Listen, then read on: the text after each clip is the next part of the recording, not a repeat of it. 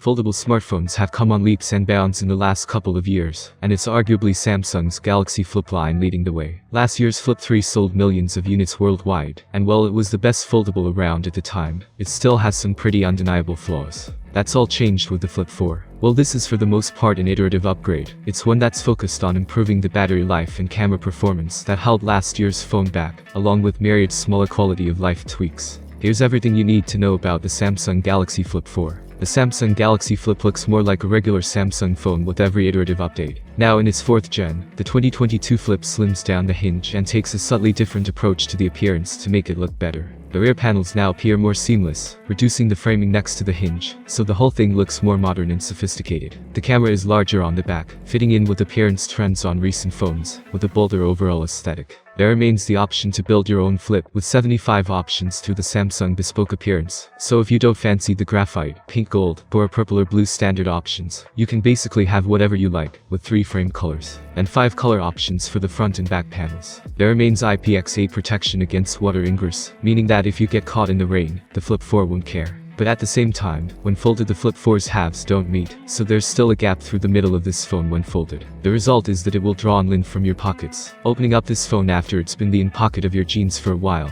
will see you needing to wipe it clean, and if you're dropping it into a bag, you need to be aware that any fine debris can easily make its way through those gaps. There's also a fingerprint sensor on the side of the device, so you'll have to get used to unlocking it on the side rather than on the display. We found the sensor to work well, however, unlocking reliably. But overall, the Flip 4 feels premium and looks great. The color options provide the opportunity to create something unique to you, while that folding action is still incredibly satisfying. We love the finality of closing your phone and slipping it into a pocket. It still turns heads too. These phones are still in the minority, and people will be interested in how it works, and what it's like. It's an easy conversation starter. Samsung hasn't changed the screens too much either. The internal folding screen is once again a 6.7-inch AMOLED panel with a 120Hz refresh rate, while the outer screen has grown very slightly from 1.83-inch up to 1.9-inch. Samsung has added new software tricks for that outcover screen though. It can now display custom images, GIFs, and even videos. It also has new widgets, including a speed dial option for up to 3 contacts, SmartThings smart home controls, and toggles for settings like Bluetooth and airplane mode. As already mentioned, the redesigned hinge seems to have also made the screen crease less noticeable.